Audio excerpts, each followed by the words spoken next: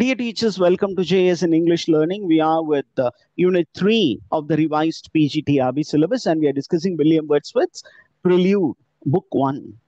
And நம்ம வந்து previous செஷன்ல பார்த்த விஷயம் என்ன அப்படின்னா, இயற்கை நம்மை இரண்டு விதமாக உருவாக்கும். Nature as a formatter, it forms the formees. நம்ம எல்லாமே formees. We are being trained by nature. எப்படி நம்மளுடைய கேரக்டரை ஃபார்ம் பண்ணுது இயற்கை அப்படின்னா, ரெண்டு விதமாக ஃபார்ம் பண்ணும் அப்படிங்கிறாரு. ஒன்று எப்படி ஃபார்ம் பண்ணும், ரொம்ப ஜென்டலா டச் பண்ணி நம்மளை அப்ரிஷியேட் பண்ணி பண்ணும். இல்லை ஒரு சில நேரங்கள்ல ஒரு மைல்டு ஷாக் கொடுக்கும். அந்த மைல்டு ஷாக் எவ்வளவு தூரம் அப்படின்னா, நம்மளை பெரிய அளவுக்கு காயப்படுத்தாமல் ரொம்ப சிம்பிளா நம்மை பயமுறுத்தி நம்மை உருவாக்கும், நம்முடைய கேரக்டரை ஃபார்ம் பண்ணும் அப்படின்னு சொல்லும் பொழுது அதுக்கு ஒரு சிமிலி சொன்னாங்க. என்ன சிமிலி? The simple corrections given by nature is by analogy compared to hurtless light of the sun from the cloud. மேல நம்ம மேகமூட்டமாக இருக்கும் பொழுது இடையில அங்கிருந்து வரக்கூடிய சூரிய கதிர்கள் எவ்வாறு நம்மளுடைய ஸ்கின்னை சுட்டெரிக்காமல் ஆனா நமக்கு வந்து ஒரு டிஃபரெண்டான ஃபீலிங்கை கொடுக்கும். அந்த மாதிரி ஒரு சில corrections. But nature is trying to correct us when we go wrong அப்படின்னு ஒரு கான்செப்ட். அந்த கான்செப்டுக்கு இல்லஸ்ட்ரேஷன் கொடுக்க போறார், ஒரு எக்ஸாம்பிள் கொடுக்க போறார். எப்படி தனது வாழ்க்கையில் இயற்கை அவரை எப்படி வந்து சரி செய்தது, அவர் செய்யும் தவறை எப்படி சுட்டி காட்டி அவரை மாற்றியது அப்படிங்கிற மாதிரி ஒரு சின்னதா ஒரு நிகழ்வை நமக்கு கொடுக்க போறார். Here comes another illustration. This is a beautiful short poem. Actually இதை தனியாவே நிறைய anthologiesல இன்க்ளூட் பண்ணியிருக்காங்க. It's called The Stolen Boat Ride. What is it called, teachers? The Stolen Boat Ride episode. அப்போ ஒரு சின்ன பையனாக இருக்கும் பொழுது சம்மர் சீசன்ல அவர் என்ன சொல்றாரு, நானா இந்த லேக்குக்கு போகல. ஏன்னா அவர் வாழ்ந்த இடம் வந்து இட்ஸ் கால்டு லேக் டிஸ்ட்ரிக்ட். அந்த லேக் டிஸ்ட்ரிக்ட்ல நிறைய லேக்ஸ் இருக்கும். அதுல ஒரு நேஷனல் பார்க் இருக்கு. அந்த நேஷனல் பார்க்ல நீங்க பாத்தீங்கன்னா ஒரு லேக்கு, அந்த லேக்குக்கு பின்னாடி ஒரு பெரிய மவுண்டன் ரேஞ்ச் இருக்கு. அப்போ இந்த லேக்ல மக்கள் எல்லாம் என்ன பண்ணுவாங்க அப்படின்னா, during the evening hours they go for boating. அது ஒரு ரெக்ரியேஷனா வச்சிருந்தாங்க. இப்ப நம்மளால என்ன பண்றாரு, ஒன் சம்மர் ஈவினிங் இவர் என்ன பண்ணாரு, led by her. Who is this her அப்படின்னு கொஸ்டின் கேட்பாங்க. Who is the person who led William Wordsworth to the lake? Guess பண்ணி சொல்லுங்க பார்க்கலாம். போட் வந்து அவரை கூட்டி போச்சா? கொஞ்சம் யோசிக்கணும். Nature led William Wordsworth to the lake. இயற்கை தான் அவரை கூப்பிட்டுச்சு. அவரை கையை பிடிச்சு கூட்டிட்டு போன மாதிரி உணர்ந்தார். அதனால என்ன பண்ணாரு, நேரா வீட்டுல இருந்து யாருக்கும் தெரியாம he went to the lake and he found a little boat. ஒரு சின்ன போட்டு. It was tied to a willow tree. இந்த willow tree அப்படிங்கும் போது உங்களுக்கு டக்குன்னு இன்னைக்கு IPL நடந்துகிட்டு இருக்கு. கிரிக்கெட் அப்படிங்கிற அந்த கிரிக்கெட்டுக்கு ரொம்ப முக்கியமானது பேட். அந்த பேட் உருவாகிற இது எந்த ட்ரீல இருந்து அப்படின்னு பாத்தீங்கன்னா it is made of willow tree. அப்ப இங்கிலாந்துல இருக்கக்கூடிய அந்த வில்லோ ட்ரீ, அந்த லேக் டிஸ்ட்ரிக்ட்லயும் அந்த லேக்குக்கு பக்கத்துல ஒரு வில்லோ ட்ரீ இருந்தது. அந்த வில்லோ ட்ரீ என்ன பண்ணிருக்கு, அந்த வில்லோ ட்ரீல ஒரு சின்னதா ஒரு போட்டு கட்டி இருந்தது. அந்த போட்டு வந்து எங்க இருந்தது, ஒரு சின்னதா ஒரு ராக்கி கேவ்ல இருந்தது. அண்ட் அதுதான் அந்த போட்டு இருக்கக்கூடிய இடம். அப்ப இவர் என்ன பண்ணாரு, ஸ்ட்ரைட்டா யாருக்கும் தெரியாம திருட்டுத்தனமா என்ன பண்ணாரு, அந்த நாட்டை வந்து அன்லூஸ் பண்ணி he stepped into the boat and he started rowing the boat. அந்த போட்டை வந்து அவர் ரெடி ஓட்டிட்டு இந்த கரையில இருந்து அந்த மலையை நோக்கி போறாரு. அப்படி போகும்போது அவருக்குள்ள ஒரு உணர்வு இருக்கு. என்ன? It was an act of stealth and troubled pleasure. திருட்டு மாங்கா ருசியா இருக்கும், அந்த நேரத்துல பயமாவும் இருக்கும். மாட்டிக்கிட்டோம்னா நல்லா வச்சு செய்வாங்களே அப்படின்னு அந்த ஒரு ஃபீலிங் அவர்கிட்ட இருந்தது. இருந்தாலும் அவர் என்ன பண்றாரு, அந்த இயற்கைய அந்த ஒரு பர்டிகுலர் போட் ரைடை என்ஜாய் பண்ணணும் முடிவு பண்ணிட்டாரு. போகும் பொழுது அவருடைய கான்சியன்ஸ், அவருடைய மனசாட்சி அவரை குத்தியது. அவரு மனசாட்சி சொல்லிச்சு, டே தம்பி வேர்ட்ஸ்வர்த், நீ பண்றது தப்பு. இருந்தாலும் இவர் என்ன பண்ணாரு, போ நான் என்ஜாய் பண்ண போறேன் அப்படின்னு என்ஜாய் பண்ணிட்டு இருந்தாரு. என்ன விஷயத்தை என்ஜாய் பண்ணாரு? அடுத்த லைன்ல வருது, he heard the mountain echoes. இவருடைய ஸ்பிளாஷிங் இருக்கு இல்லையா, அந்த ஓர்ஸ், அந்த துடுப்பை வந்து அவர் போடும்பொழுது அந்த சப்தம் வந்து அந்த மலைகளில் எக்கோ இட்டது. அதுல வந்து திருப்பியும் எக்கோ வாட்ச், அந்த எக்கோ ஆச்சு அப்படிங்கிற வந்து நீங்க பாத்தீங்கன்னா என்ன ஃபிகர் ஆஃப் ஸ்பீச் அப்படின்னா, it is a beautiful onomatopoeia. என்ன figure of speech teachers? Echo, the word is onomatopoeia, the word that represents the sound. இது யூனிட் 10க்கு ரொம்ப முக்கியமா இருக்கும். இதுல இருந்து நிறைய கேள்விகள் வரும். அப்ப நம்ம படிக்கிற போயம் வச்சுதான் உங்களுக்கு ஃபிகர் ஆஃப் ஸ்பீச் கொஸ்டின்ஸ் வரும். தனியா உங்களுக்கு டெஃபினிஷன் கேட்பாங்களா அப்படின்னா ஒரு கொஸ்டின் கேட்கலாம். ஆனா டெஃபினிஷன்ஸ் மட்டுமே உங்களுக்கு கேள்வியாக அமையாது. அதனால நம்ம படிக்கக்கூடிய போயம்ஸ், நம்ம படிக்கக்கூடிய ப்ரோஸ், அதுல இருந்து வரக்கூடிய ஃபிகர் ஆஃப் ஸ்பீச் அதை நல்லா படிச்சு வச்சுக்கோங்க. இதற்கான டெஃபினிஷன்ஸ் ஏற்கனவே காமனான இருக்கிறது உங்களுக்கு தெரியும். ஒரு சில முக்கியமான விஷயங்களை நம்ம யூனிட் 10 படிக்கும் பொழுது உங்களுக்கு நடத்துவோம். Okay, now come down to என்ன பண்றாரு, he is giving a graphic description. ஒரு கிராஃபிக்கா டிஸ்கிரைப் பண்றாரு. அந்த லேக்ல அவர் போகும்போது என்ன விஷயம்லாம் நடந்தது அப்படின்னா, அப்படியே அவரு அந்த போட்ல உட்காந்து அந்த ஓர் எடுத்து அப்படியே தண்ணியில he is rowing the boat and he finds that small circles are found in the lake. அந்த போட் வந்து அந்த ஓர் படக்கூடிய இடம் இருக்கு இல்லையா, அந்த துடுப்பு படக்கூடிய இடத்துல ஒரு சின்னதா ஒரு அப்படியே பெரிய பெரிய வேவ்ஸ் வருது. and then all these started glittering in the moon. அந்த நிலா வந்துருச்சு. அந்த நில ஒளியில இவர் திருட்டுத்தனமா என்ன பண்ணிட்டு இருக்காரு, கப்பலை ஓட்டி கொண்டிருந்தார். கப்பலை ஓட்டும் போது முதல்ல வந்து அவருடைய மனசாட்சி அவரை குற்றியது. ஆனால் அவர் போக போக அந்த மனசாட்சியை அவர் மழுங்கடிச்சிட்டார். அதனுடைய குரலை அவர் கேட்காமல் என்ன பண்றாரு, he becomes proud about his rowing skills. அவருடைய போட்டிங் ஸ்கில்ல நினைச்சு அவர் அப்படியே ரொம்ப கர்வமா ஆகிக்கிட்டே இருக்காரு. கர்வமா ஆகி எவ்வளவு தூரம் அப்படின்னா, அவரு போய் எங்க சேருன்னு நினைச்சாலும் அந்த இடத்த போய் சேர்ந்துட்டு நவ் அங்க இருந்து திருப்பி என்ன பண்றாரு, ஓகே நம்ம வந்து தொட நினைத்த தூரத்தை தொட்டு விட்டோம், திருப்பியும் கிளம்புவோம் அப்படின்னு சொல்லிட்டு போட்டை அப்படியே திருப்பி அப்படியே ஓட்டுறாரு. ஓட்டும் பொழுது அப்படியே பின்னாடி அவருக்கு ஒரு இன்ஸ்டிங்க்ட் என்னவோ சொல்லுது, பின்னாடி திரும்பி பாரு அப்படின்னு. திரும்பி பாக்குறாரு, அவருக்கு அச்சமூட்டும் ஒரு காட்சி அவர் மைண்ட்ல வந்துட்டு போச்சு. என்ன அப்படின்னு கேட்டீங்கன்னா, அவருக்கு பின்னாடி என்ன இருந்தது, அவர் லேக்ல இருந்தாரு, ஒரு மலையை நோக்கி போனாரு. இப்ப மலையிலோடு மலைப்பக்கமாக இருந்து திருப்பியும் கரை பக்கமாக திருப்பிட்டாரு. பின்னாடி என்ன இருந்திருக்கும், ஒரு பெரிய மவுண்டன். அந்த மவுண்டன்ல ஒரு பின்னக்கிள்னா ஒரு மலை முகடு. he calls it as elfin pinnacle. she was an elfin pinnacle. she அப்படின்னு அந்த மவுண்டனுக்கு என்ன ஜெண்டர் அட்ரிபியூட் பண்றாரு, female gender, feminine gender attribute பண்றாரு. ஏன் அப்படின்னா, அப்பா கூட நம்மள சில நேரத்துல விட்டுருவாரு தப்பு பண்ணோம்னா. யாரு நம்மளை விட மாட்டாங்க, அம்மாவுக்கு டிசிப்ளின் ரொம்ப ரொம்ப முக்கியம். அப்பா என்ன பண்ணுவாரு, காசு கொடுப்பாரு, நம்மள தம்பி இதெல்லாம் பண்ணக்கூடாதுரா, அம்மா இது பண்ணாத தப்பு அப்படின்னு சொல்லிட்டு அவர்வாட்டு போயிடுவாரு. ஆனா கண்டிப்பு அப்படிங்கிறது யாரு ரொம்ப அதிகமா காட்டுவான்னா அம்மா தான். அப்ப ஒரு கண்டிக்கும் தாயாக இயற்கை என்ன பண்ணுது, ஒரு பின்னக்கலை அங்க இடத்துல காட்சிப்படுத்துது. she was an elfin pinnacle. It's a metaphor. A pinnacle which is metaphorically compared to an elfin. elfin அப்படின்னா என்ன அப்படின்னா, it's a magical creature which can take different forms.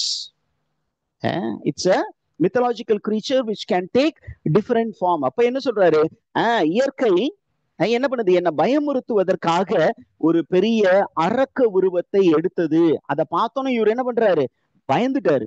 ஐயோயோ, என்ன நம்மள வந்து முழுங்குறதுக்கு ஒரு பெரிய மழை வருது, ஒரு அரக்கன் வர்றான்னு நினைச்சு என்ன பண்றாரு, வேகமாக துடுப்பை போட்டு என்ன பண்றாரு, அந்த போட்டை வந்து எப்படியாவது கரைக்கு கொண்டு போகணும் அப்படின்னு நினைக்கிறாரு. எப்படி போனாராம், my boat went heaving through water like a swan. ஒரு அன்ன பறவை போல அங்க ஒரு சிமிலி இருக்கு. boat is compared to a swan.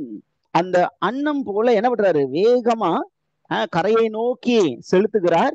செலுத்தி என்ன பண்றாரு, ஓகே, ரொம்ப வேகமா போய் டப்பு டப்பு டப்பு டப்புன்னு போட்டு அந்த ஓரை வந்து ஓட்டுறார். அந்த துடுப்பை போட்டு படகை ஓட்டுகிறார். ஆனா பின்னாடி திரும்பி பார்க்கும்போது அந்த மலை இன்னும் பெரியதாக ரொம்ப அச்சுறுத்தும் ஒரு உருவமாக மாறிக்கொண்டிருக்கிறது. A huge peak, black and huge. Its mysterious appearance which is disturbing him. அது ஒரு மிஸ்ட்ரி, புரியாத புதிராக. அவர் சின்ன பையனா தானே இருந்தாரு, அதனால அவருக்கு அது சாதா மலை அப்படிதாடா தோணும் அப்படின்னு அவருக்கு தெரியல, அதனால பயந்துட்டாரு. Okay, now you need to find there is a beautiful simile. என்ன அப்படின்னு கேட்டீங்கன்னா, that mountain looked like a living thing. உயிருள்ள ஒரு அம்மா நம்ம பின்னாடி கரண்டி எடுத்துட்டு துரத்துறாங்க, ஒரு விளக்கமாற எடுத்துட்டு துரத்துறாங்க. நம்ம தப்பு பண்ணா அம்மா என்ன பண்ணுவாங்க, வீட்டுல கையில கிடைக்கிறதெல்லாம் எடுத்துட்டு நம்ம பின்னாடி ஓடி வருவாங்க. எப்படி வருவாங்க, சிரிச்சுக்கிட்டு ஏய் சூப்பர்டா மகனே அப்படின்னா வருவாங்க. என்ன பண்ணுவாங்க, அப்படியே இறுகுன மூஞ்சி, இட்ஸ் கால்டு கிரிம் ஃபேஸ், அப்படியே பயங்கர கோவமா கர்ண கொடூரமா மூஞ்சி மாறி இருக்கும் அம்மாவுக்கு நம்ம தப்பு பண்ணிட்டோம்னா. அப்ப என்ன பண்ணுவாங்க, கையில கிடைக்கிற அது கட்டை, அது தொடப்பமாக இருக்கலாம், செருப்பா கூட இருக்கலாம், எடுத்துக்கிட்டு ஓடி வருவாங்க. அந்த மாதிரி இவர் தப்பு பண்ணிட்டாரு, திருட்டுத்தனம் பண்ணிட்டாரு. அவரை திருத்துவதற்காக இயற்கை அவருக்கு ஒரு ஷாக் கொடுக்க ரெடியாச்சு. அப்ப இவர் என்ன பண்ணாரு, வேக வேகமா தனது துடுப்பை செலுத்தி நேரா எங்க போயிட்டாரு, he went to the secluded spot where the boat was left. அவர் வந்த போது ஒரு கேவ்ல, ஒரு சின்ன மவுண்டன் கேவ்ல ஒரு வில்லோ ட்ரீல கையா இருந்துச்சுல, அந்த இடத்துல போய் நல்ல புள்ள மாதிரி அதை கட்டி வச்சுட்டு திரும்பி பார்க்காம எங்க ஓடுறாரு, வீட்டை நோக்கி ஓடினார். என்ன மூட்ல ஓடினாரு, what's mood when he returned to his house? He was returning in a grave and serious mood. ரொம்ப சீரியஸான ஒரு மைண்ட்ல ஓடுறாரு. ஓடி போய் அவரு படுத்துட்டாரு, பெட்ல படுத்துட்டாரு. ஆனா அன்னைக்கு நைட்டு மட்டும் இல்ல, பல நாள் இரவு அவருக்கு இந்த பய உணர்வு இருந்தது. அதுல இருந்து அவர் ஒரு பாடம் கத்துக்கொண்டார். என்ன பாடம் கத்துக்கிட்டாரு, இந்த மாதிரி திருட்டுத்தனம் நம்ம பண்ணக்கூடாது. ஓகே, யாரும் நம்மளை பார்க்கல, பாக்குறாங்க பார்க்கல, நம்ம இந்த மாதிரி திருட்டுத்தனமா எந்த வேலையும் செய்யக்கூடாது அப்படிங்கிற ஒரு விஷயம் அவரு தெரிஞ்சுக்கிட்டாரு. Did you understand the teachers? Yes, sir. Okay, அப்ப அவர் என்ன சொல்றாரு, நான் பல நாள் தூங்கும் போது இந்த lifeless forms, huge mighty forms that do not live, அதுக்கு உயிரே கிடையாது, இருந்தாலும் ஹியூமன் பீயிங்ஸ் மாதிரி இங்க ஒரு சிமிலி இருக்கு பாருங்க. Lifeless forms, huge forms. How did they appear to him? They appeared like living man. They were moving slowly through the mind by day and by night, and they troubled his dream. அவருக்கு நிம்மதியே இல்லை. அப்படி இப்படியாக இயற்கை அவரை திருத்தியது. அதுல இருந்து அவர் என்ன முடிவு பண்ணாரு, இன்னமேட்டுக்கு நான் இந்த மாதிரி திருட்டுத்தனமான வேலைகளை நான் செய்ய மாட்டேன் அப்படின்னு முடிவு பண்ணிட்டார். So nature has corrected him. In what form? In the form of a dream. அப்போ அந்த ட்ரீம் என்ன அப்படின்னு சொல்ல போறாரு. இந்த இயற்கை வந்து ஒரு கனவு வழியாக அவரை திருத்துச்சுல, ஒரு அச்ச உணர்வு வழியாக திருத்தியதில்ல. அதை வந்து இவர் என்ன பண்ண போறாரு, he is going to celebrate. எப்படி செலிப்ரேட் பண்றாரு, அடுத்த ஸ்டான்ஸ்ல பாருங்க, wisdom and spirit of the universe அப்படின்னு சொல்றாரு. The correcting aspect of nature is addressed as wisdom and spirit of the universe. இந்த பிரபஞ்சத்தின் ஞானம், இந்த பிரபஞ்சத்தின் உயிர் எது அப்படின்னா இயற்கை. Thou soul, thou art the eternity of thought. He is speaking about soul, ஆன்மா.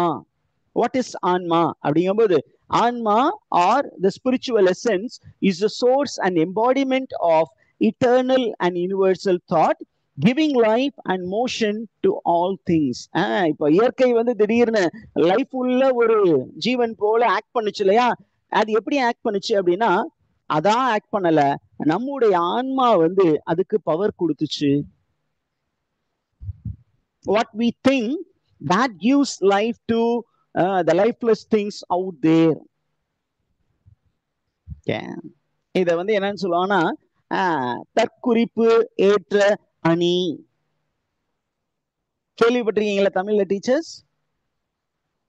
உயிரற்ற ஒரு விஷயத்தின் மீது தனது குறிப்பை ஏற்றி சொல்வது. இப்ப தனது குறிப்பை எப்படி சார் ஏத்துவீங்க அப்படின்னா, உங்களுடைய ஆன்மா அப்படி யோசிக்கணும். தன்னுடைய குறிப்பை வந்து வெளியில இருக்கக்கூடிய இயற்கை மீது ஏற்றி சொல்லணும் அப்படின்னு சொல்றாரு. இப்ப இயற்கை உயிர் உள்ளதாக மாற்றியது எது அப்படின்னா இந்த ஆன்மா, உயிருள்ள ஆன்மா. இந்த ஆன்மா நம்ம உள்ளரே இருக்கு, நமக்கு வெளியில இருக்கிற விஷயங்களிலும் இருக்கிறது. அதனால நம்ம வந்து நம்மளை வந்து ஒரு பெரிய ஞானியாக, ஒரு கவிஞனாக மாற்றுவதற்கு இயற்கை முயற்சித்தது அப்படி சொல்லி என்ன சொல்றாரு, நான் சின்ன பிள்ளையா இருக்கும்போது நான் பார்த்த எல்லா விஷயத்திலுமே இயற்கை என்னை உருவாக்கி கொண்டிருந்தது. சரி சார், ஏன் சார் வேர்ட்ஸ்வர்த்த இயற்கை திருத்தியது அப்படின்னு கேட்டீங்கன்னா, எப்படி திருத்தியது, ஏன் திருத்தியது அப்படின்னா, இட் லவ்ட் வேர்ட்ஸ்வர்த். நம்ம எல்லாரையுமே இயற்கை அன்பு செய்கிறது. அதே நேரத்துல எப்படியெல்லாம் திருத்துகிறது அப்படிங்கும்போது, நம்மை சுற்றி இருக்கக்கூடிய விஷயங்கள், அந்த விஷயங்கள் வழியாக நம்முடைய ஆன்மாவில் இருக்கக்கூடிய ஒரு சில எக்ஸ்டர்னல் டஸ்ட், அந்த டஸ்ட் பார்ட்டிகல்ஸை ரிமூவ் பண்ணணும் அப்படிங்கிற ஒரு விஷயத்தை பண்ணணும் அப்படின்னு இயற்கை முயற்சி பண்ணுது. ஆன்மா is pure, the soul is pure. ஆனா அந்த சோலை வந்து ரேடியண்டா இருக்க விடாமல் நம்முடைய தாட்ஸ் வந்து என்ன பண்ணுது, ஒரு சில அக்லி தாட்ஸ் வந்து அதை கவர் பண்ணிருச்சு, அதனுடைய ரேடியன்ஸ் குறைச்சிருச்சு. அந்த அக்லி தாட்ஸை ரிமூவ் பண்ணுங்கிறதுக்காக தான் இயற்கை என்ன பண்ணுது, நம்மை என்ன பண்ணுது, it visits us gently or in a wild manner. அப்ப நமக்கு என்ன சொல்றாங்க தெளிவாவே வேர்ட்ஸ்வர்த் சொல்றாரு, nature tries to discipline everybody. It tries to purify our feelings. It tries to purify our thoughts. By purifying our feeling and thought, what is nature doing? It is sanctifying our being. அதாவது நம்மை புனிதப்படுத்துகிறது. இந்த புனிதப்படுத்தக்கூடிய process என்னன்னு சொல்றாரு அப்படின்னா, it's called disciplining. இந்த புனிதப்படுத்தக்கூடிய process என்னன்னு சொல்றாரு, it's called disciplining. எப்படி டிசிப்ளின் பண்ணுது, ஏற்கனவே சொன்ன ரெண்டு விதமாக. ஒண்ணு வந்து by pain and by fear. இதுவே வந்து அப்படியே கொஞ்சம் அப்படியே நீங்க பின்னாடி அரிஸ்டாட்டலுக்கு போனீங்கன்னா அவர் என்ன சொல்லுவாரு, tragedy is simply the best in all presentation, in all performance form. ஏன் அப்படிங்கும்போது, it is very close to human life and it tries to purify the emotions. We call it as cathartic effect. Aristotle என்ன சொன்னாரு, the tragedy அப்படிங்கிற dramatic form is great because it has purifying effect. It's called purgation or purification of feelings and emotions. அத கிரீக்ல என்ன சொன்னாங்க, catharsis. கத்தார்சிஸ்னா நம்மகிட்ட இருக்க அழுக்கு, அந்த அழுக்க நம்மிடம் இருந்து ரிமூவ் பண்றதுக்கு ஒரு ஸ்பெக்டக்கிள், நமக்கு கண்ணுக்கு முன்னாடி ஒரு காட்சிப்படுத்துதல். அந்த காட்சிப்படுத்துதலை வேர்ட்ஸ்வர்த் லைஃப்ல செஞ்சது யாரு, நேச்சர். நேச்சர். அப்ப நேச்சர் வந்து இவரை கரெக்ட் பண்ணுச்சு அப்படின்னு சொல்றாரு. Did you understand that, teachers? Yes. Now we will break for 5 minutes and then join. Okay.